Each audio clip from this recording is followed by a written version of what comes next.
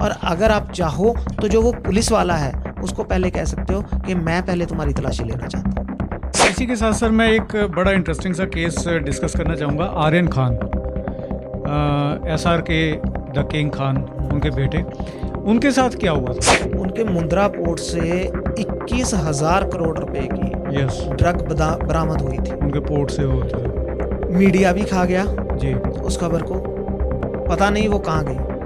आप प्रोवाइड करवाओ ना, आप नंबर ऑफ जजेस बढ़ाओ ना। 60 to 70% जो पड़े हुए हैं वो अंडर ट्रायल है।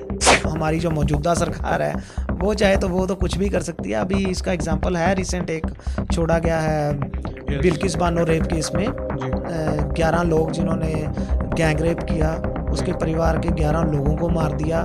ठीक है, उसके मतलब छोटी एक 3 साल की बच्ची थी, उसको पत्थर पे पटक के मार दिया।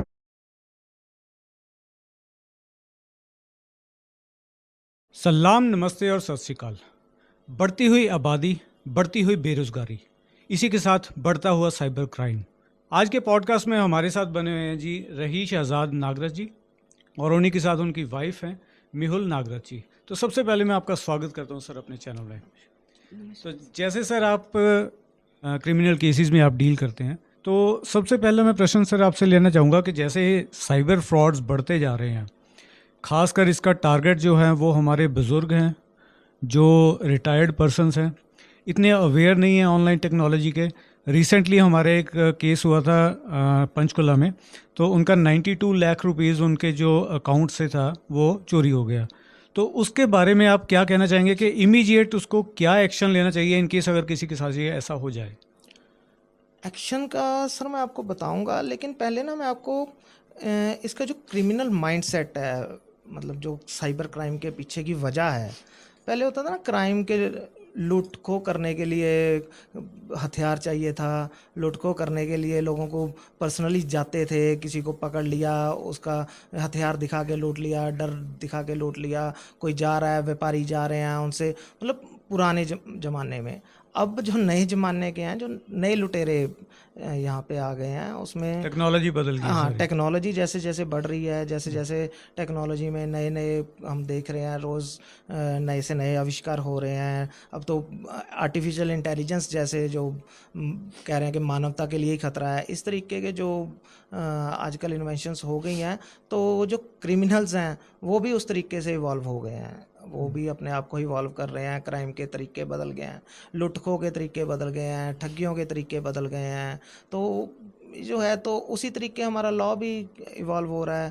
तो अब जैसे आपने बात कही कि आपके कितने की सर आप बोल 92 रहे हैं? लाख हाँ, रुपीज़ 92 लाख की ठगी जो जी आप बोल रहे हैं पंचकूला में हुई। जी। ये तो सर बहुत, जो कहते हैं ना, एक बहुत छोटी अमाउंट्स हैं। तो वो आपके सामने आपको बोल के, आपके थ्रू ही आपको कह के बोलेंगे, तो आप खुद ही उनके को पैसे दे रहे हो, खुद ही। मतलब वो इस तरीके से, जो बोलते हैं ना मैट्रिक्स, एक माया जाल, उस तरीके जो अपने आप को बहुत होशियार इंटेलिजेंट लोग भी समझते हैं ना खुद को, वो भी इसका शिकार हो रहे हैं। अब आपको अगर मैं एक दो एग्जांपल दूं इसकी, जो साइबर फ्रॉड की, अभी आज सुबह ही हम, मेरा एक केस था, उसमें हम क्वेश्चन पिटिशन के लिए गए थे। इसमें इस केस के अंदर एक मतलब जो एक्यूज्ड पर्सन्स हैं उनके जो कंप्लेनेंट है जिसने कार्रवाई की है उनके ऊपर, वो एक फूड डिलीवरी वेबसाइट पे गया है। ठीक है, अपने उसमें उसने सिर्फ फूड ऑर्डर किया है।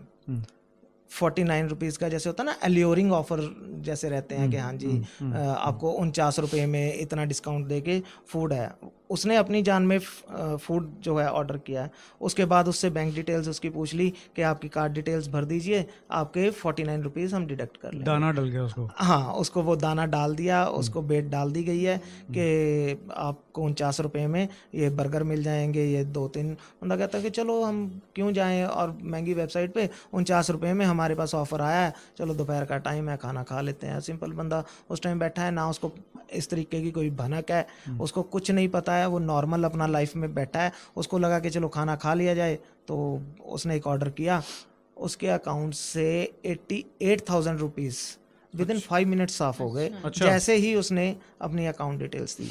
आजकल उनको जो है ना, पहले होता था कि ओटीपी आप बताएंगे तो, जी, अब उनको आपसे ओटीपी लेने की भी ज़रूरत नहीं है। वो सिर्फ और सिर्फ आपका एक क्लिक करवाएंगे।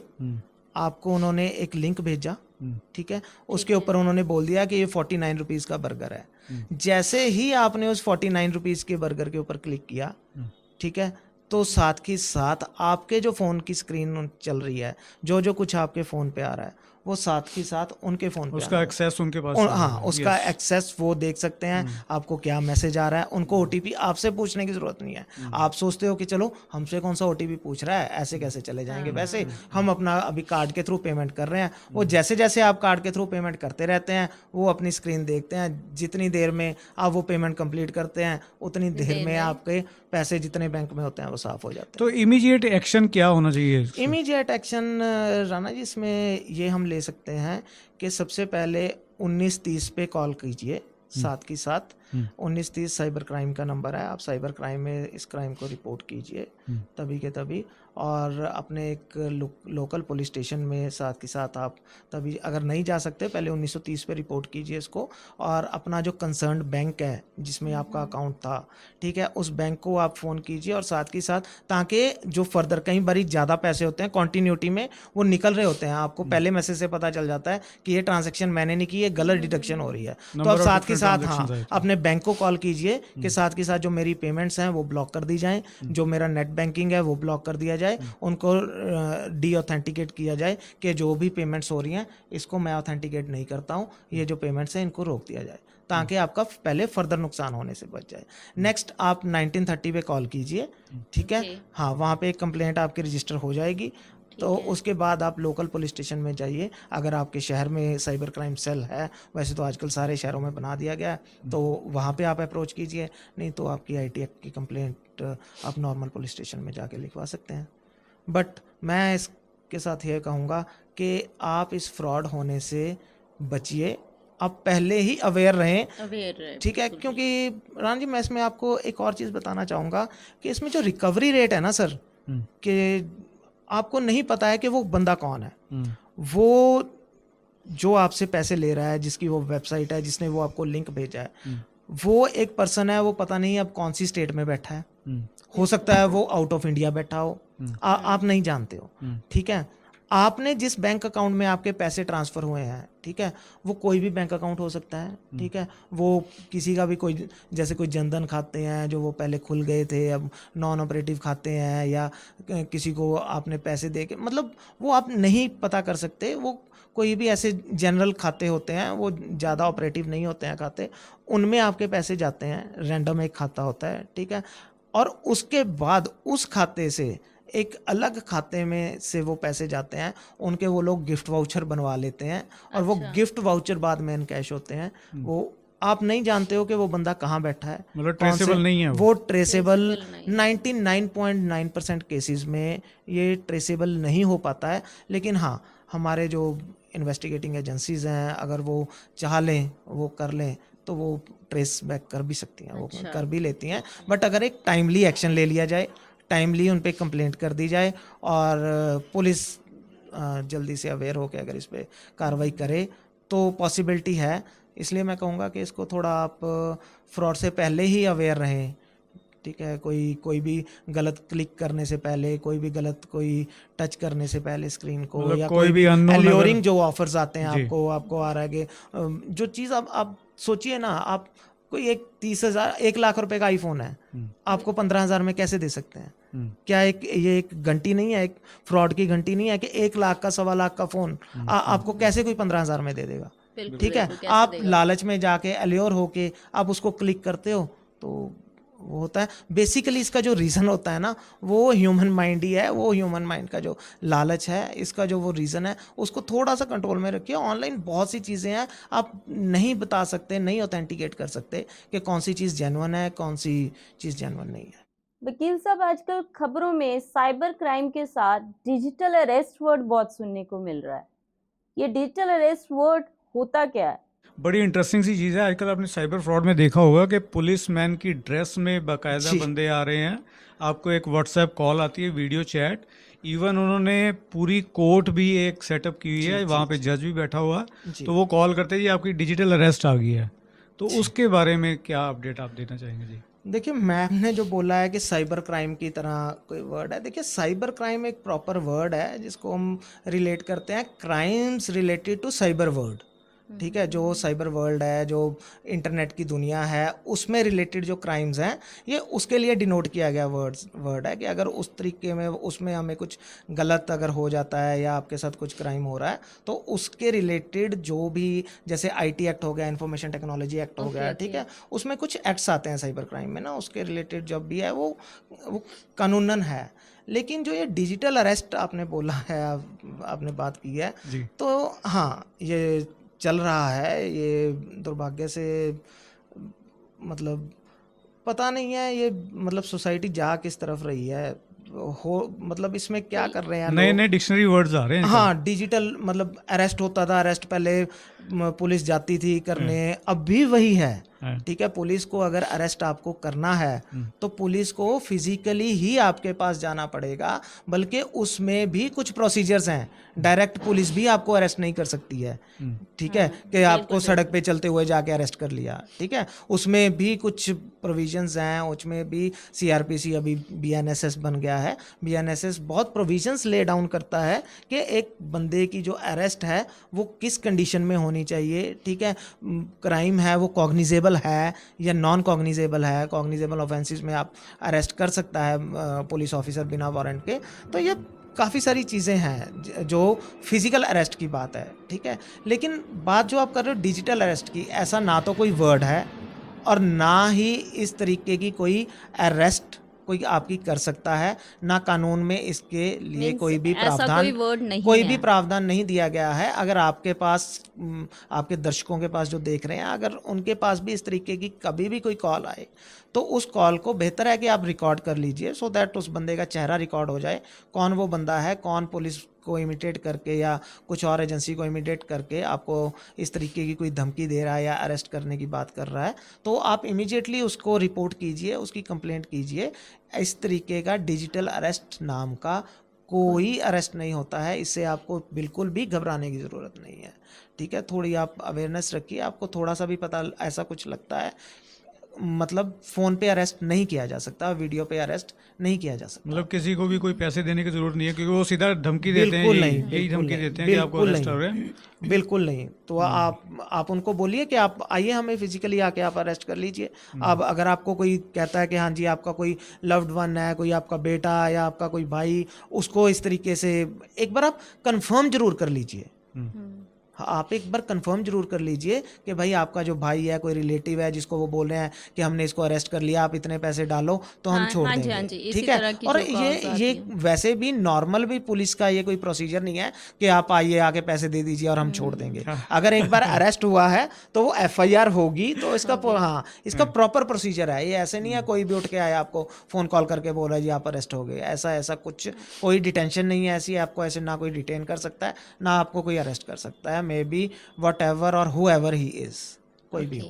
और being a criminal expert advocate, एक क्वेश्चन आता है बार बार, अगर सपोज आपका एफआईआर में नाम आ जाता है जी, ठीक है जी, लेकिन जो पुलिस वाले हैं वो आपको कोर्ट में प्रेजेंट नहीं करते हैं, तो उस केस में क्या आपके राइट्स है, क्या करना चाहिए उसमें?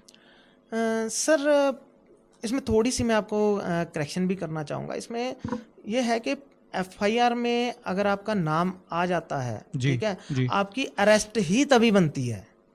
अच्छा, एफआईआर होने के बाद ही आपके ऊपर वो देखा जाता है कि एफआईआर आपकी कॉग्निजेबल ऑफेंस में की गई है, ठीक है। नॉर्मल जैसे ऑफेंसेस हो गए कि कोई मारपीट हो गई, कोई किसी को थप्पड़ मार दिया, कोई छोटा मोटा इस तरीके के जो ऑफेंसेस होते हैं, इनमें नॉर्मली ये नॉन कॉग्निजेबल ऑफेंसेस होते हैं। इसमें पुलिस आपको डायरेक्ट अरेस्ट नहीं कर सकती है। अगर आपको थाने लेके भी आते हैं उसी टाइम आपको एक टेम्प्रेरी बेल पे छोड़ना होता है, और अगर कई बार उनको 107 151 की कार्रवाई करनी भी है तो आपको इमीडिएटली एसडीएम के पास पेश करना पड़ता है उनको, ठीक है। और जो आप बात कह रहे हो कि इलीगल डिटेंशन अनफॉर्चुनेटली अभी भी है हमारे देश में इस तरीके के केसेस उभर के आते हैं। हालांकि आजकल कैमरास लग गए हैं, है ना, काफ़ी मतलब कि अब तो ऑनलाइन ही हो गया सिस्टम सारा ना, थाने में कौन आ रहा है कौन जा रहा है, तो उसका आप रिकॉर्ड ले सकते हो, है ना, कि कब लेकर आया गया कब नहीं। तो लेकिन फिर भी बावजूद इसके भी लीगल डिटेंशन का है कि पुलिस कई बार ही आपको ले आती है, FIR में डिले कर देती है ना। तो अगर या फिर FIR अगर आपके ऊपर FIR हो गई है और आपको 24 आवर में पेश नहीं किया जा रहा है, तो आप अपने वकील साहब के थ्रू या आप आगे किसी को मैसेज कन्वे कीजिए, वो अपने वकील साहब के थ्रू आप हाई कोर्ट में या डायरेक्ट ऑनरेबल सुप्रीम कोर्ट में आप डायरेक्टली एक रिट फाइल कर सकते हो जिसका नाम है हेबियस कॉर्पस। ठीक है, इस रिट का मतलब है कि अगर आपके ऊपर इस तरीके की कोई भी आपके ऊपर एक्शन आया है कि आप मिल नहीं रहे हो या पुलिस ने आपको अरेस्ट कर लिया है लेकिन वो आपको मजिस्ट्रेट के पास नहीं लेके जा रही है 24 घंटे के अंदर, ठीक है, या नहीं पता चल रहा कि आप कहाँ गए, पुलिस कह रही है हम तो लेके नहीं आए, हमें तो पता ही नहीं है, लोग कह रहे हैं जी पुलिस लेके आई थी उठा के, आपको आसपास से बताया गया कि पुलिस लेके आई थी, पुलिस कह रही हम तो लाई ही नहीं, हम तो लेके नहीं आए, ठीक है, या हमने तो छोड़ दिया था वो तो चला गया, हमने तो कोई कार्रवाई की नहीं, हमने तो आधा घंटा बिठाया था।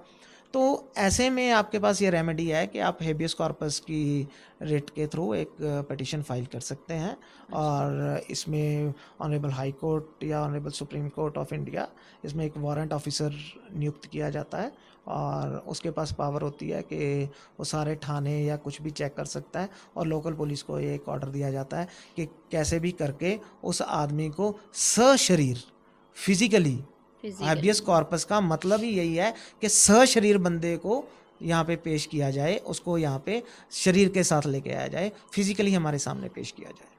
तो इसी के साथ जैसे आपने बताया कि इलीगल रिटेंशन का, अब मैं थोड़ा सा सवाल मैडम से करना चाहूँगा कि जैसे वो आपको असिस्ट कर रहे हैं बाखूबी, मैंने देखा वो आपके साथ बराबर काम कर रहे हैं, पिछले 7-8 साल से मैम आप भी काम कर रहे हैं, प्रैक्टिस कर रहे हैं, तो आपका कोई ऐसा इंटरेस्टिंग केस जिसको आप डिस्कस करना चाहोगे कि yes that was a very interesting case, उसके बारे में कुछ बताइएगा। ये सर केसेस तो सर होते रहते हैं, पर थोड़े दिन पहले हमारे पास एक केस आया था जी। जो NDPS एक्ट का था। उस पे हमारा क्लाइंट जो था एक केमिस्ट की शॉप रन करता था, तो उसने अपने डॉक्यूमेंट्स किसी को GST अप्लाई करने के लिए दिए थे, तो उस बंदे ने उसके जो डॉक्यूमेंट्स थे गलत यूज़ कर लिए। उसने वो जो डॉक्यूमेंट्स थे उसको बिल्स पे यूज़ कर लिया, उसके नकली बिल्स बना लिए जिसमें उसने शो कर दिया 10,000 ट्रामाडोल कैप्सूल्स। तो वो बंदा ऐसे ही किसी गलत उसमें फंस गया। मतलब ना केमिस्ट 10,000 कैप्सूल्स नहीं रख सकता क्या? रख सकता है सर, हाँ। अगर उसके पास लाइसेंस है, अगर उसे गवर्नमेंट का लाइसेंस मिला हुआ है। तो मेरे ख्याल केमिस्ट का सर के पास लाइसेंस हो गया ही सर कि नहीं? उसमें पता क्या होता है, दवाइयों के ना कुछ शेड्यूल रहते हैं, ठीक है, कुछ शेड्यूल में वो दवाइयाँ रहती हैं, उसके अकॉर्डिंगली कुछ दवाइयों को कितनी क्वांटिटी में रखने की परमिशन है, ओके, ठीक है, वो केमिस्ट को दिखाना होता है। और दूसरा ना केमिस्ट को बिलिंग दिखानी होती है कि ये आगे कहाँ, क्योंकि उसने तो रिटेल में बेचना है एक एक पत्ता करके, ठीक है, उसने 10,000 कैप्सूल उठाए, तो मैडम यही तो बता रहे थे, यही चीज़ बता रहे थे कि 10,000 कैप्सूल बंदे पे जिसके पास मिले हैं, ठीक है, उसके ऊपर कार्रवाई हो गई।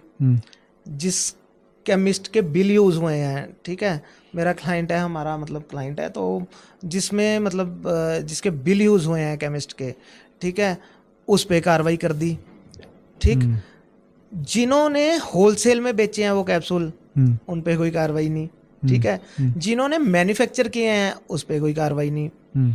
तो हम तो चलो मतलब कि एपेक्स कोर्ट, हमारे ऑनरेबल सुप्रीम कोर्ट तक इसको मसले को हम लेके गए थे। तो इसमें सुप्रीम कोर्ट ने बेल तो चलो अनफॉर्चुनेटली मेरे क्लाइंट की डिसमिस हो गई, लेकिन उसमें ऑनरेबल सुप्रीम कोर्ट ने बाकायदा DGP पंजाब को ये इंस्ट्रक्शंस इशू किए हैं कि ठीक है इन पे आपने कार्रवाई कर दी, लेकिन मैन्युफैक्चरर से तो पूछिए कि इतनी बड़ी क्वांटिटी मैन्युफैक्चर किस बिना पे की जा रही है, क्या इतनी डिमांड भी है, क्या इतने ट्रामाडोल प्रिस्क्राइब भी हो रहे हैं, ठीक है, कितने उनके केमिस्ट को जाते हैं, इतने प्रोड्यूस क्यों हो रहे हैं, होल सेलर से पूछिए, क्योंकि होल सेलर के पास यहाँ पे 10,000 कैप्सूल की बात थी, होल सेलर के पास 10 लाख कैप्सूल थे। तो हमें हमेशा का अपने लॉट था। डॉक्यूमेंट्स ध्यान से देने चाहिए, उस पर प्रॉपर मेंशन करना चाहिए कि इस पर्पस के लिए हम डॉक्यूमेंट्स दे रहे हैं। बिल्कुल बिल्कुल। तो बेसिकली वो उसमें पंगा जो था वो क्वांटिटी का था। हाँ, एक्चुअली क्वांटिटी का ये होता है सर, 3 क्वांटिटीज़ रहती हैं, स्मॉल, कमर्शियल, और एक रहती है more than small, less than commercial. ठीक है, अगर कमर्शियल क्वांटिटी के साथ आप पकड़े गए तो फिर तो मतलब आप भूल ही जाइए। आप मतलब कि मेनली होता है कि आपकी पोजेशन में, कॉन्शियस पोजेशन में पकड़ा गया है। ठीक है, कई बार इसमें मैं थोड़ा बताना भी चाहूँगा आपके दर्शकों को कि इसमें ना बहुत सारे केसेस ऐसे आते हैं एनडीपीएस में, जिनमें बदला लेने के लिए ना ये एनडीपीएस को हथियार की तरह यूज़ किया जाता है। ठीक है, किसी के पास पैसे हैं, ठीक है, थोड़ा बहुत लोकल एसएचओ को खिला दिया, थोड़ा बहुत वो कर दिया, तो उसमें क्या है, वो क्वांटिटी आपके पास से डाल देते हैं, खुद ही रखा देंगे, खुद ही, या मतलब उसमें ऐसे है कि एनडीपी, अब जिनको नहीं पता, ठीक है, अब आप कानून के से अवेयर नहीं हो, जिनको नहीं पता, तो आप इसमें क्या कर सकते हैं, एनडीपीएस का सेक्शन 50 आपको एक इम्यूनिटी देता है कि अगर आपको कोई भी पुलिस वाला तलाशी के मकसद से आपको रोकता है, आपको कहता है कि हमें आप पे शक है और आपकी हमें तलाशी लेनी है, तो आपका एक मेमो बनाया जाता है सेक्शन 50 में, एक आपसे अंडरटेकिंग दिलाई जाती है कि मुझे इस बंदे से तलाशी करवाने में कोई एतराज़ नहीं था। अदरवाइज़ आपको एक प्रोविज़न दी गई है कि अगर आप नहीं चाहते उस बंदे से तलाशी करवाना तो आप गस्टेड ऑफिसर की मौजूदगी में तलाशी करवा सकते हो, या आप मजिस्ट्रेट की मौजूदगी में भी तलाशी करवा सकते हो। ठीक है, और अगर आप चाहो तो जो वो पुलिस वाला है उसको पहले कह सकते हो कि मैं पहले तुम्हारी तलाशी लेना चाहता हूँ, मैं चेक करना चाहता हूँ कि क्या तुम्हारे पास तो ऐसा कोई ऑब्जेक्ट नहीं है, या ऐसा कुछ कॉन्ट्राबैंड तो नहीं है जो तुम, क्या पता है कल मेरे पे प्लांट कर दो, मुझे क्या पता है, और आप बुलाओ अपने गस्टेड ऑफिसर को। तो इस केस में वो सेक्शन 50 का जो एक कंसेंट रहती है, कंसेंट फॉर्म होता है, वो बहुत ज़रूरी है। नोटिस भी देना पड़ता है 40 मनी। हाँ, इसमें नोटिस भी इसमें इशू करना पड़ता है। अच्छा, और इसी के साथ सर मैं एक बड़ा इंटरेस्टिंग सा केस डिस्कस करना चाहूँगा। Aryan Khan, SRK the king Khan, उनके बेटे, उनके साथ क्या हुआ था? उनके साथ पब्लिसिटी स्टंट हुआ था बेसिकली। तो अच्छा, तो देखिए सर, मैंने जैसे आपको पहले बताया, सारी बात क्वांटिटी की है जी ठीक है जी। ये कुछ टाइम पहले हमारे माननीय प्रधानमंत्री साहब के जो दोस्त हैं, डियर अडानी साहब जी, उनके मुंद्रा पोर्ट से 21,000 करोड़ रुपए की यस, ड्रग बरामद हुई थी। उनके पोर्ट से होते मीडिया भी खा गया जी। उस खबर को, पता नहीं वो कहाँ गई। ठीक है, इन्वेस्टिगेटिंग एजेंसी वहाँ कोई नहीं पहुँची, कोई एनसीबी, कोई नारकोटिक कंट्रोल ब्यूरो, कोई वो क्या नाम था उनका, सचिन नाम था उनका, जो उनके ऑफिसर थे ना, तो सचिन वानखेड़े नाम था उनका ना, उनकी वहाँ सिंघम वाली वो पहुँची है ना, तो मीडिया का कोई कैमरा पहुँच पाया वहाँ पे ना, कोई बात, वो सुनसान में ही चली गई है वो बात, वो पता ही नहीं है कहाँ गया ड्रग, कहाँ नहीं गया।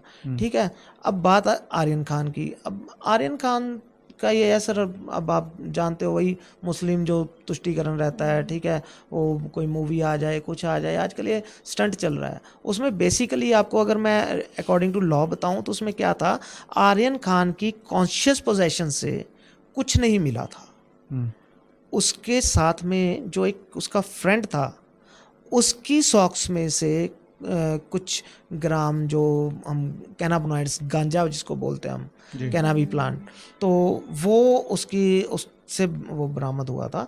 अदरवाइज़ आर्यन खान से ना तो कोई रिकवरी की गई थी, और ना आर्यन खान उसके डोप टेस्ट में उसके कोई नशे का इस तरीके का ट्रेस मिला था। और सो इसको वो मीडिया की हाइप बना दी गई है, आदत हो गई है ना आजकल देश की कि सारा जो मीडिया ट्रायल ही कर दिया जाए, कोई एक अभी कुछ सामने आई नहीं है बात, कुछ नहीं है। कितने ही बॉलीवुड को लेके तो वैसे ही मतलब कि कह सकते हैं कि सेलिब्रिटी का बेटा होने का उसको खामियाजा भुगतना पड़ता है। सेलिब्रिटी का बेटा होने का खामियाजा। जैसे होता है ना नेपोटिज्म, जो फ़ायदा भी होता है सेलिब्रिटी का बेटा होने का, तो वो उसको एक नुकसान झेलना पड़ गया। हालांकि अभी जो फ्रेशली है उसको सारे आरोपों से बरी कर दिया है माननीय अदालत ने। उसके ऊपर कोई चार्जेस साबित ही नहीं कर पाई है पुलिस, बल्कि उल्टा वो जो सचिन वानखेड़े है वो करप्शन के चार्जेस में फंस गया, जिसने वो कार्रवाई की थी। मेरा अगला सवाल मैम आपसे है, आजकल डॉरी लॉ का मिसयूज बहुत हो रहा है, पहले भी करते थे और आजकल पढ़े लिखे लोग भी बहुत इस लॉ का मिसयूज कर रहे हैं। यस मैम, जैसे कि आजकल की लड़कियां इसका बहुत ज़्यादा मिसयूज़ करने लगी हैं, क्योंकि इसमें जो 406 और 498 की कंप्लेंट थी ना, तो हाँ उसमें जी। पहले प्रीलिमिनरी इंक्वायरी ज़रूरी नहीं थी, तो अब प्रीलिमिनरी इंक्वायरी ज़रूरी है। तो इसीलिए कंप्लेंट करते वक्त या करने से पहले जो पुलिस को प्रीलिमिनरी इंक्वायरी करके फिर इन्वॉल्व करना पड़ता है कि इन लॉज को इन्वॉल्व किया भी जाए या ना भी किया जाए। तो अब जो हमारी सुप्रीम कोर्ट थोड़ा की कम हो रहा है अब ग्रेजुअली ना। जो सुप्रीम कोर्ट की न्यू जजमेंट आई है, उसमें तो इन लॉज को एग्जम्प्ट कर दिया गया है। तो ऐसे ही धीरे धीरे इसका मिसयूज़ बढ़ता ही जा रहा है। डीवी एक्ट में जैसे कि एकोमोडेशन के लिए अलग से रहने के लिए मांग लिया, ऐसी एक मेंटेनेंस के लिए अलग केस फाइल कर दिया, 406 का अलग कर दिया, 498 का अलग कर दिया। तो ऐसे ही इसका बहुत मिसयूज़ होता जा रहा है। वो अभी तो हमारे नेट पे भी तो वो क्या नाम था लड़के का, अतुल सुभाष, वो हाँ उसने जी, जो ऑनलाइन उसने सुसाइड किया है, बिल्कुल तो बिल्कुल। वो इसी मिसयूज का विक्टिम था वो। और क्या था, अच्छा। हम देखते हैं ठीक है, Actually हमारा तो क्रिमिनल में थोड़ा हम ज़्यादा वो करते हैं, लेकिन मैट्रिमोनियल में भी आते रहते हैं। और प्रीलिमिनरी इंक्वायरी तो ज़रूरी है कि पहले प्रॉपर इन्वेस्टिगेशन करके फिर ही ये सब चार्जेस लगाने चाहिए। बिल्कुल उसमें एसेसरेशन तो रहती है, ठीक है, कई केसेस में हुआ भी है, होता रहा होता है, ठीक है, लेकिन एग्जेसरेशन एक पॉइंट पे रहती है, क्योंकि अगर एज इट इज़ आप बता दोगे तो फिर उस प्रोसिक्यूशन का ना तो केस ही बनता है, ठीक है, एज इट इज़ मतलब उसमें फिर मार कुटाई ये वो जोड़ दिया जाता है, डोमेस्टिक वायलेंस जोड़ दिया, तो मेंटेनेंस लेने के लिए ना ये ट्रेंड ही बन गया अब, कि बस शादी करो, CRPC में अलग उसको बोलो दे मेंटेनेंस दे प्रॉपर्टी, बस ये और ट्रेंड बिजनेस हो ही गया। बन गया HMA उनका। अलग अभी मेंटेनेंस। इनमें हुआ नहीं है केस जो उसमें सोहेल खान, सॉरी क्या नाम है उसके बड़े भाई का, अरबाज खान, अरबाज खान। उसने 400 करोड़ रुपया दिया अपनी बीवी को। ऋतिक रोशन वो ये महंगे महंगे तलाकों के ट्रेंड देख के ना ये फिर चलने लग जाता है, वो आज सेलिब्रिटी ट्रेंड होता है ना, तो वो उस तरीके के हमें भी मिल जाएगी, या हमें उस तरीके से नहीं, वो होता है कि हस्बैंड के स्टेटस के मुताबिक वो दिया जाता है, उसमें ये इस तरीके का नहीं रहता। हालांकि इसमें मैं एक चीज़ जरूर ऐड करना चाहूँगा कि जिनके लिए ये लॉ बनाया गया है ना, हाँ जी, उनके तक ये लॉ नहीं पहुंच रहा है। अच्छा, वो जो Misuse गांव ज़्यादा खेड़े होता में है। जो बैठी हुई हैं ना लड़कियां, जिनके लिए बकायदा बनाया हुआ है ये लॉ, वो आज भी जल रही हैं, उनको आज भी जलाया जा रहा है, ठीक है, उनके साथ आज भी मारपीट हो रही है, लेकिन उनको नहीं पता इस बात का कि अगर पति मारे, अगर घर वाले मारे, अगर सास मारे तो कहाँ जाना है। कहाँ जाना, बिल्कुल बेसिकली अवेयर नहीं है वो इस जहाँ चीज़ हाँ, से, पे पढ़े वो लिखे अवेयर नहीं नहीं है। है, वहाँ नहीं ठीक है। है। और Knowledge of हाँ, awareness। वो बात यही है कि उसको जैसे अब कोई भी एक्ट बनता है उसको जनरलाइज करके बना देते हैं, और उसको जो जनरलाइज ही फिर उसका यूज़ होता है, उसको वही बंदा यूज़ करता है जो उसके लिए अवेयर है, और फिर मिसयूज़ वही जो आपने वर्ड यूज़ किया, मिसयूज़। बिल्कुल बिल्कुल। इसी के साथ मैं अगला क्वेश्चन लेना चाहूँगा कि जैसे आप जानते हैं कि हमारी बीजेपी गवर्नमेंट जब से आई है उन्होंने एक ट्रेंड चला लिया है कि हर एक चीज़ का नाम बदलना शुरू कर दिया है। कभी वो प्रयागराज कर रहे हैं, कभी वो कुछ कर रहे हैं, तो इसी तरह उन्होंने सेक्शंस भी ना, जो नेम हैं उनके नंबर हैं जो वो चेंज कर दिए हैं। तो उसका क्या इम्पैक्ट है, उसका क्या कोई फ़ायदा भी है कि बस? देखिए, अब बात ऐसे है कि हाँ, जो आपने बोला उनको आदत ही हो गई है ये। जब कहते हैं ना, जब आप मतलब हमारी पंजाब में कहावत है ना कि कम नहीं था कड़ामी सही, जी, ठीक है, अब आपको काम तो कोई है नहीं, ठीक है, या आप सूट बूट पहन रहे हो, या बस आप ये सब कर रहे हो क्योंकि भ्रमित करना है बस लोगों को ना।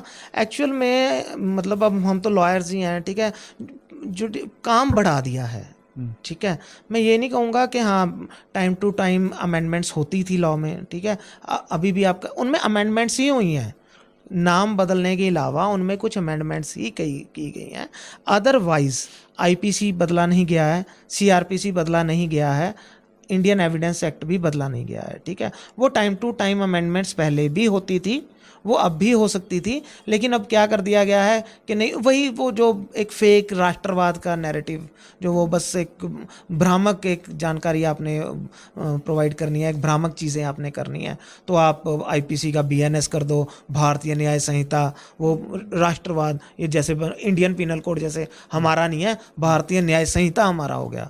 ठीक है, अब सीआरपीसी तो बीएनएसएस, भारतीय नागरिक सुरक्षा संहिता, तो उसमें कुछ नहीं ज़्यादा, मतलब कि वो अमेंडमेंट्स पहले भी होती थी, अगर पुराने एक्ट्स में भी वो कर दी जाती तब भी हम लोग, हमारा तो काम है उसको पढ़ना, लेकिन अब उसको पूरा रीशेड्यूल करके उसके सेक्शन नंबर्स चेंज कर दिए हैं। अब जैसे पहले किसी आप लेमैन से भी पूछते थे, वो भी समझता था कि 302 लग गई तो मर्डर हुआ होगा, ठीक है, 420 लग गई तो फ्रॉड हुआ होगा, है ना। तो अब जैसे मर्डर की 103 कर दी है, तो उसमें मतलब काफ़ी सारी चेंजेस। अब 376 का पता था तो अब उसको सेक्शन 69, 70, 71 में डिफाइन कर दिया गया है रेप का।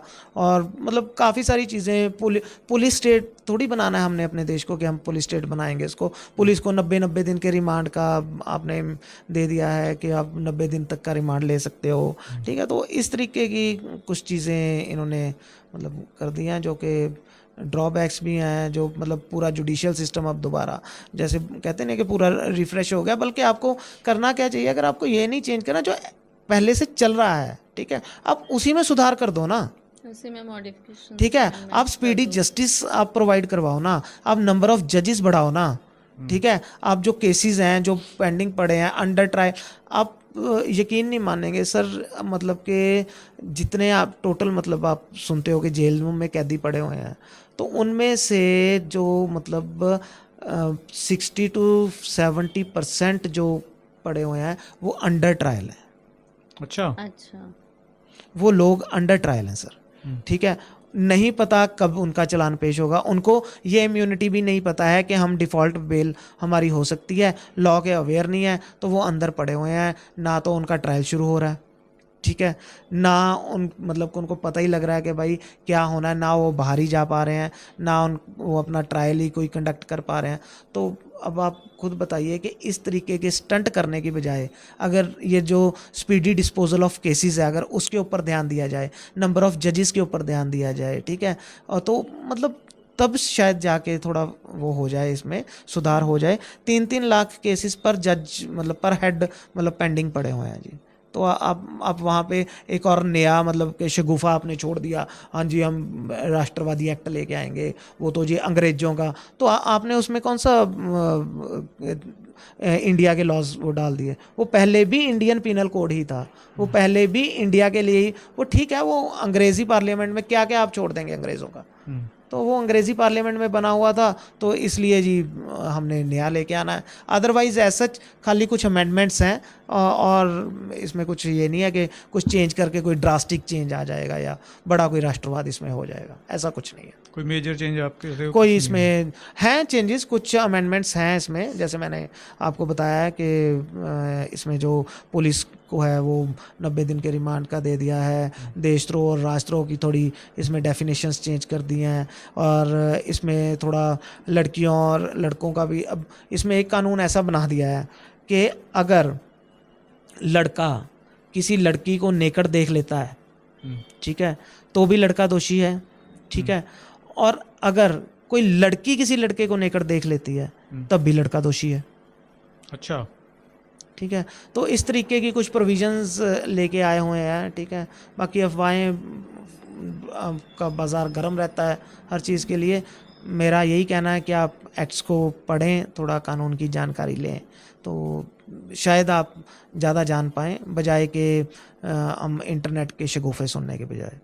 एक हमारे व्यूअर्स का बड़ा इंटरेस्टिंग सा क्वेश्चन है कि लाइफ इम्प्रिजनमेंट, कुछ लोग कहते हैं कि ये 20 साल की होती है, कुछ लोग कहते हैं कि ये लाइफ टाइम टर्म रहती है, इसके बारे में डिटेल कुछ थोड़ी सी।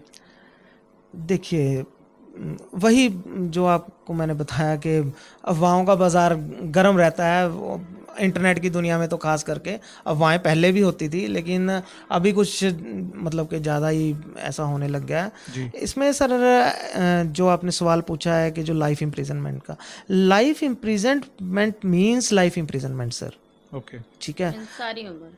हाँ, अनटिल एंड अनलेस जो जज साहब हैं, जो ट्रायल जज साहब हैं, जो ट्रायल जिन्होंने सज़ा देनी है, जो कॉन्विक्ट कर रहे हैं, वो नंबर ऑफ ईयर्स वहाँ प्रोवाइड नहीं करते हैं कि 20 ईयर्स, 14 ईयर्स, 30 ईयर्स, 28 ईयर्स, तब तक जो life imprisonment means imprisonment for the remaining natural life of that person means that life imprisonment. और ये कुछ कॉन्सेप्ट नहीं होता है कि 14 साल या 15 साल वाला, ऐसा कुछ नहीं होता। और इसमें एक और कंसेप्ट आता है, जैसे सपोज किसी को 14 साल की सज़ा हुई है और वो कहते हैं जी डे एंड नाइट को मिला के वो हाफ हो जाती है, तो इसके बारे में क्या अपडेट आप कहना चाहेंगे? नहीं सर, ये भी एक रूमर ही है। अच्छा। ये पूरा अगर आपको 7 साल कैद हुई है तो आपको 7 साल ही काटनी पड़ेगी। डे नाइट वाला कोई चक्कर नहीं है? कुछ ऐसा डे नाइट वाला आपको कोई कुछ नहीं मिलता। ओके। और इसमें सर एक बड़ा ही एग्जांपल मैं पूछना चाहूँगा। हमारे एक सेलिब्रिटी हैं संजय दत्त जी। हाँ, उनको सज़ा हुई मुन्ना थी भाई जी, उनको सज़ा हुई थी जी।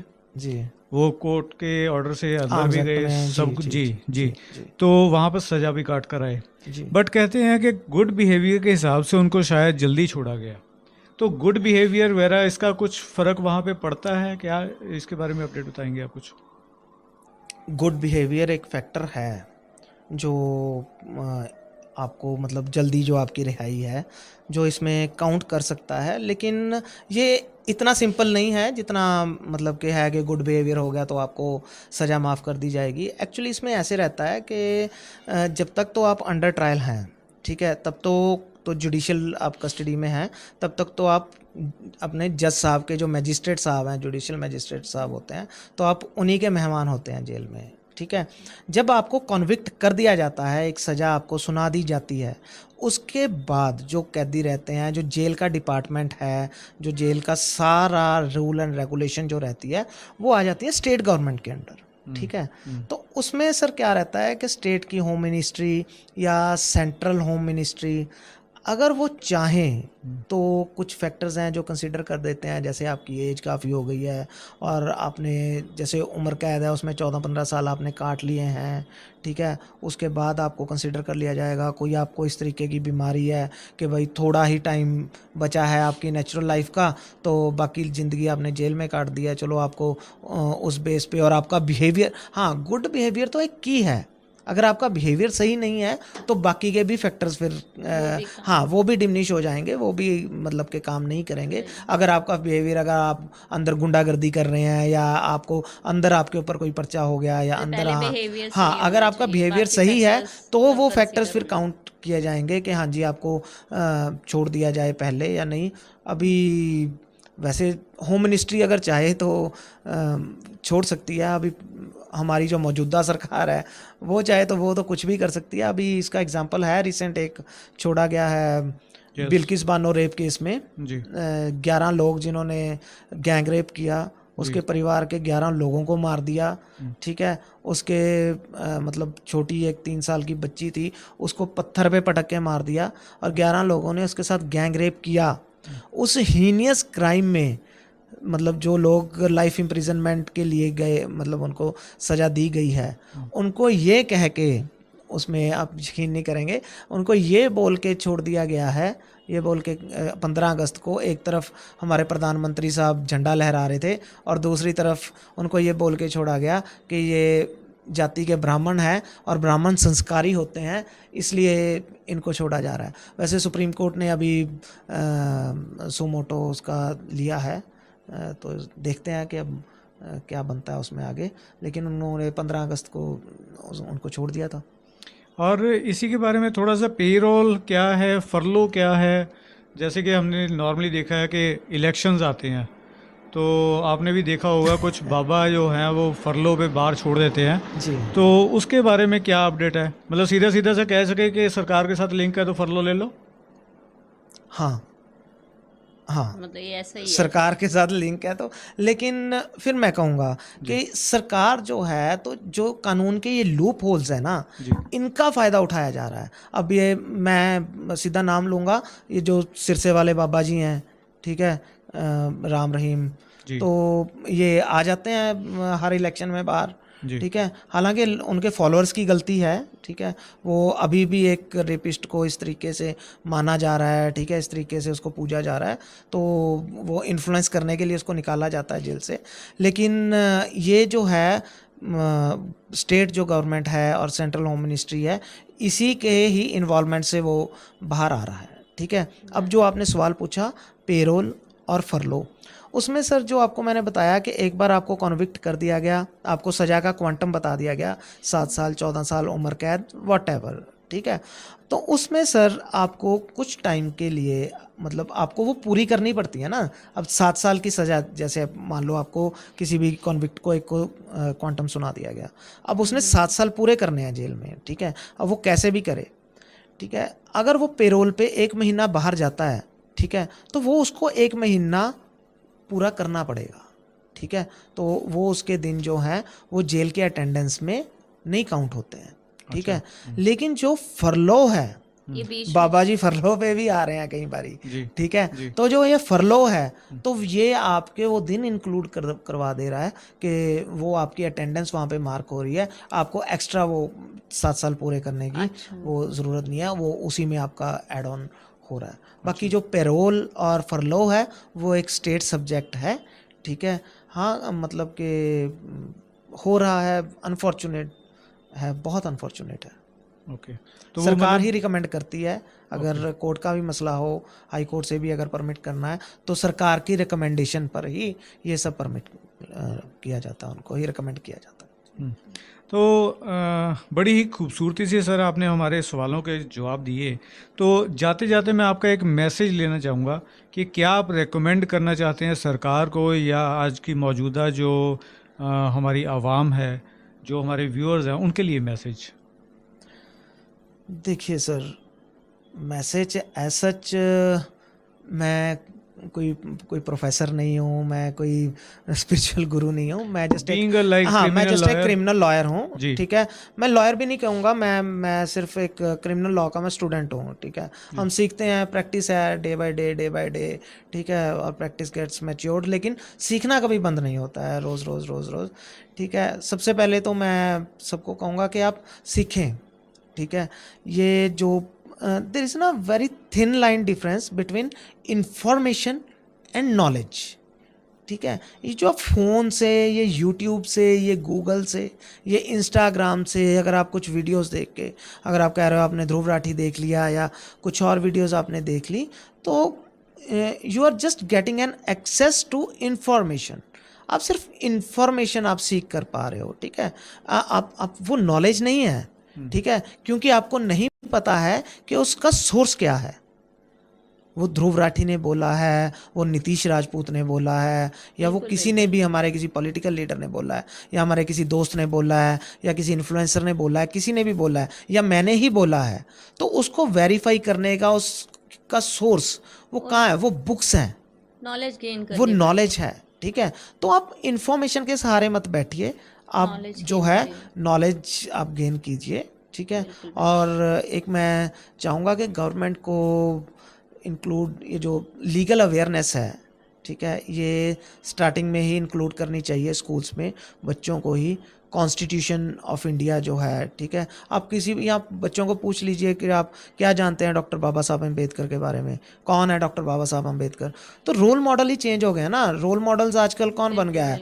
रोल मॉडल्स आजकल बन गए हैं अपने ये एलविश यादव, ठीक है, ये क्या नाम है उनका, पुनीत, ये उल जलूल, ये मतलब कि सोसाइटी की गंदगी, ये हमारे किड्स की, हमारे बच्चों की, ये लोग मोटिवेशन बन गए हैं, ये लोग रोल मॉडल बन गए हैं। तो अब कहाँ से आप सर एक अवेयर सिटीज़न आप बना लोगे, कहाँ से एक अवेयर मतलब कि समाज बन सकता है, क्योंकि उनको पता ही नहीं, उनको पता ही नहीं है कि इस कॉन्स्टिट्यूशन को बनाने के लिए, यहाँ तक पहुँचने के लिए कुछ लोग क्या कुछ कर गए, वो नहीं जानते हैं।